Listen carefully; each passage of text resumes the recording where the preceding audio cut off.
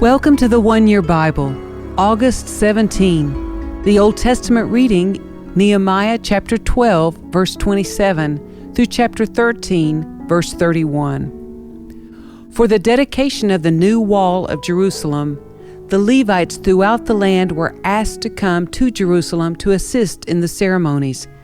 They were to take part in the joyous occasion with their songs of thanksgiving and with the music of cymbals, harps, and lyres.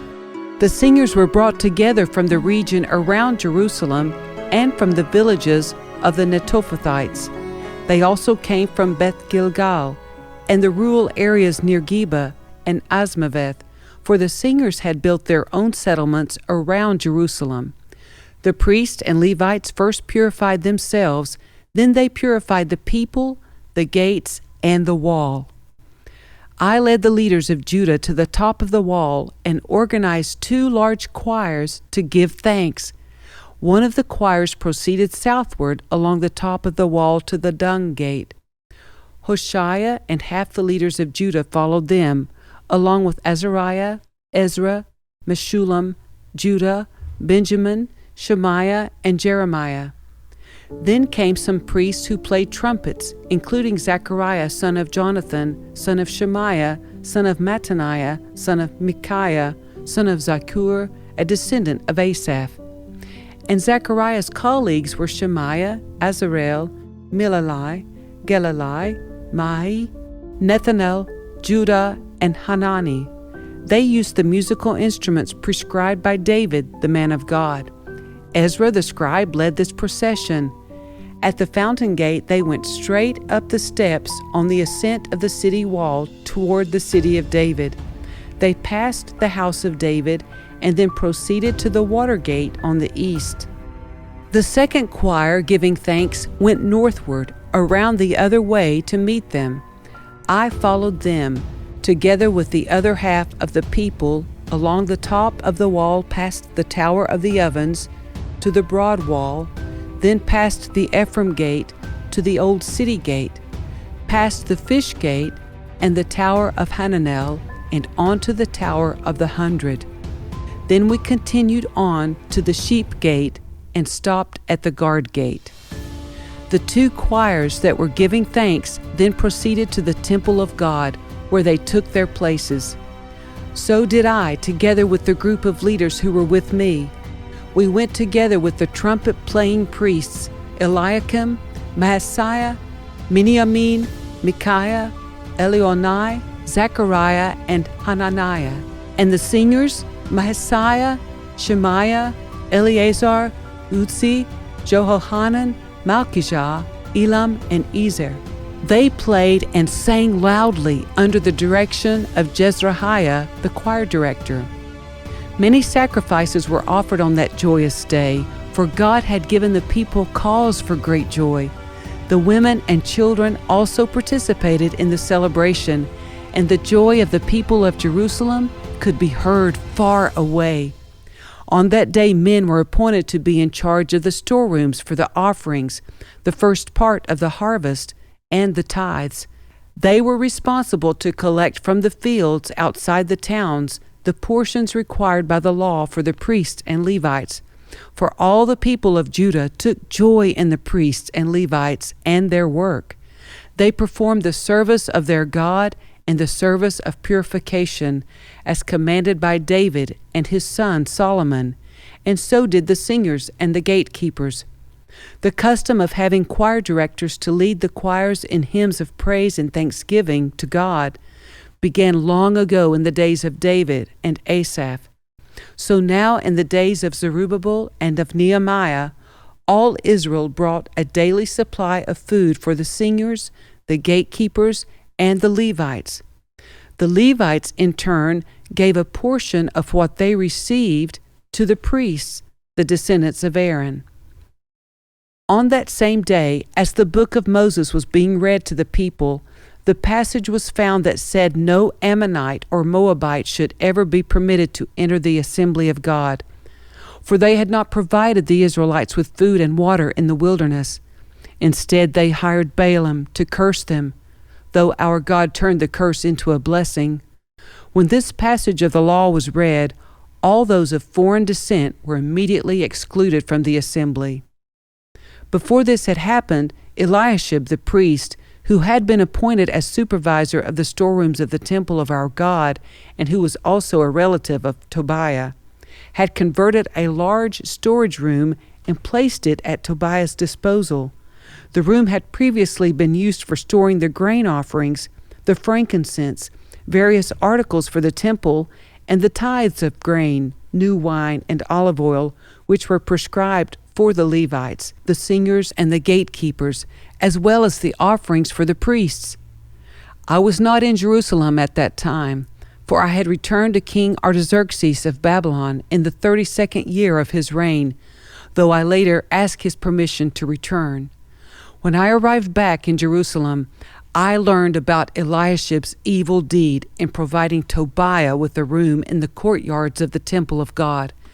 I became very upset and threw all of Tobiah's belongings out of the room. Then I demanded that the rooms be purified, and I brought back the articles for God's temple, the grain offerings, and the frankincense. I also discovered that the Levites had not been given their prescribed portions of food. So they and the singers who were to conduct the worship services had all returned to work their fields. I immediately confronted the leaders and demanded, "Why has the temple of God been neglected?" Then I called all the Levites back again and restored them to their proper duties. And once more all the people of Judah began bringing their tithes of grain, new wine, and olive oil to the temple storerooms. I assigned supervisors for the storerooms, Shelemiah the priest, Zadok the scribe, and Pedaiah one of the Levites. And I appointed Hanan, son of Zaccur and grandson of Mattaniah, as their assistant.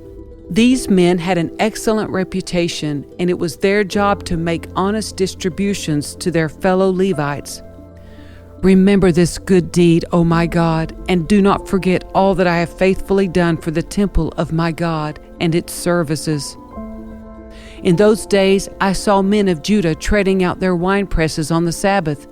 They were also bringing in grain, loading it on donkeys, and bringing their wine, grapes, figs, and all sorts of produce to Jerusalem to sell on the Sabbath. So I rebuked them for selling their produce on that day. Some men from Tyre, who lived in Jerusalem, were bringing in fish and all kinds of merchandise. They were selling it on the Sabbath to the people of Judah, and in Jerusalem at that. So I confronted the nobles of Judah. "Why are you profaning the Sabbath in this evil way?" I asked. "Wasn't it just this sort of thing that your ancestors did that caused our God to bring all this trouble upon us and our city? Now you are bringing even more wrath upon Israel by permitting the Sabbath to be desecrated in this way." Then I commanded that the gates of Jerusalem should be shut as darkness fell every Friday evening, not to be opened until the Sabbath ended. I sent some of my own servants to guard the gates so that no merchandise could be brought in on the Sabbath day. The merchants and tradesmen with a variety of wares camped outside Jerusalem once or twice, but I spoke sharply to them and said, "What are you doing out here, camping around the wall? If you do this again, I will arrest you." And that was the last time they came on the Sabbath. Then I commanded the Levites to purify themselves and to guard the gates in order to preserve the holiness of the Sabbath. Remember this good deed also, O my God. Have compassion on me according to your great and unfailing love. About the same time, I realized that some of the men of Judah had married women from Ashdod, Ammon, and Moab. Furthermore, half their children spoke the language of Ashdod or of some other people and could not speak the language of Judah at all. So I confronted them and called down curses on them. I beat some of them and pulled out their hair. I made them swear in the name of God that they would not let their children intermarry with the pagan people of the land. Wasn't this exactly what led King Solomon of Israel into sin? I demanded. There was no king from any nation who could compare to him, and God loved him and made him king over all Israel. But even he was led into sin by his foreign wives. How could you even think of committing this sinful deed and acting unfaithfully toward God by marrying foreign women? One of the sons of Joiada, son of Eliashib, the high priest, had married a daughter of Sanballat the Horonite. So I banished him from my presence. Remember them, O my God, for they have defiled the priesthood and the solemn vows of the priests and Levites. So I purged out everything foreign and assigned tasks to the priests and Levites, making certain that each knew his work. I also made sure that the supply of wood for the altar and the first portions of the harvest were brought at the proper times. Remember this in my favor, O my God.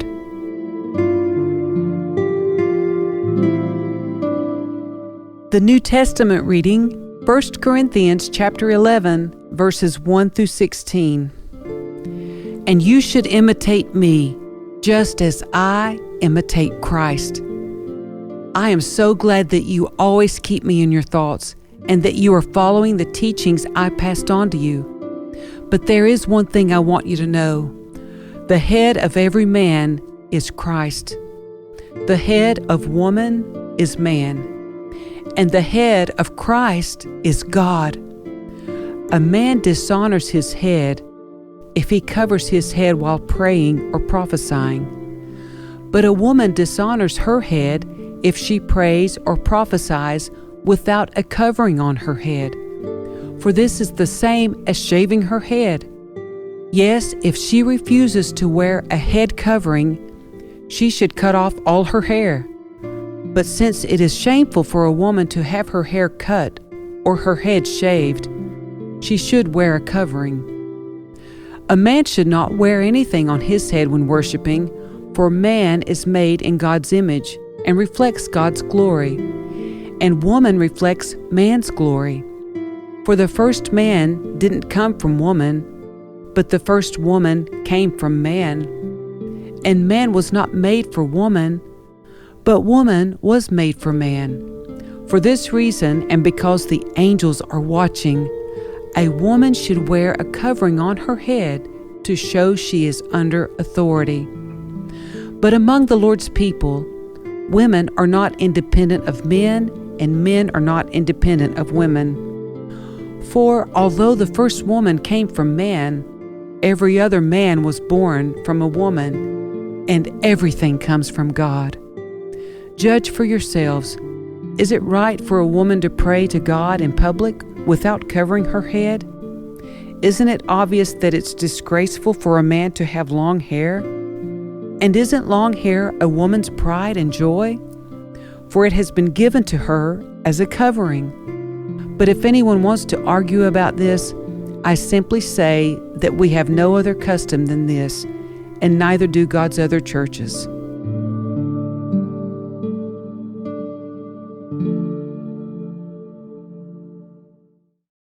Psalm 35, verses 1 through 16.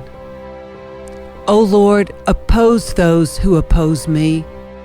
Fight those who fight against me.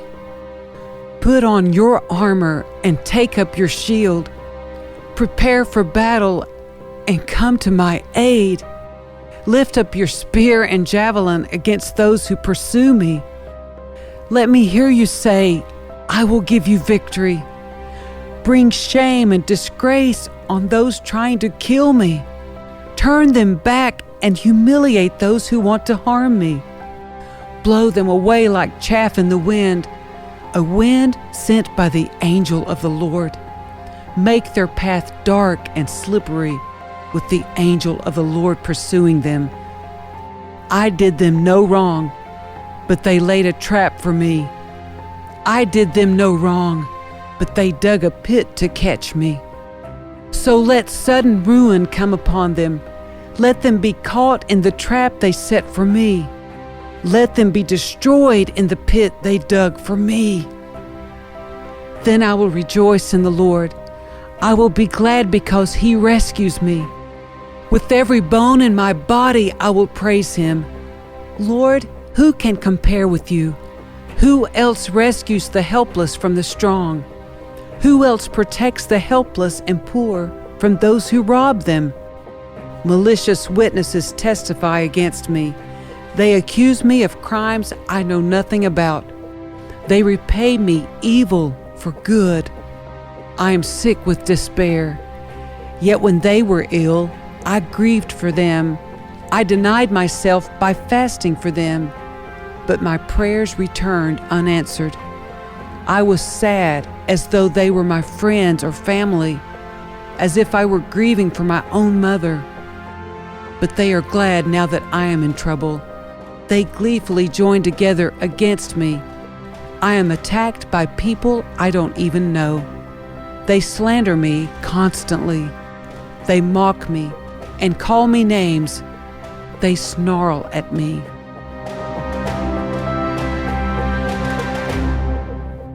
Proverbs 21, verses 17 through 18. Those who love pleasure become poor. Those who love wine and luxury will never be rich. The wicked are punished in place of the godly, and traitors in place of the honest.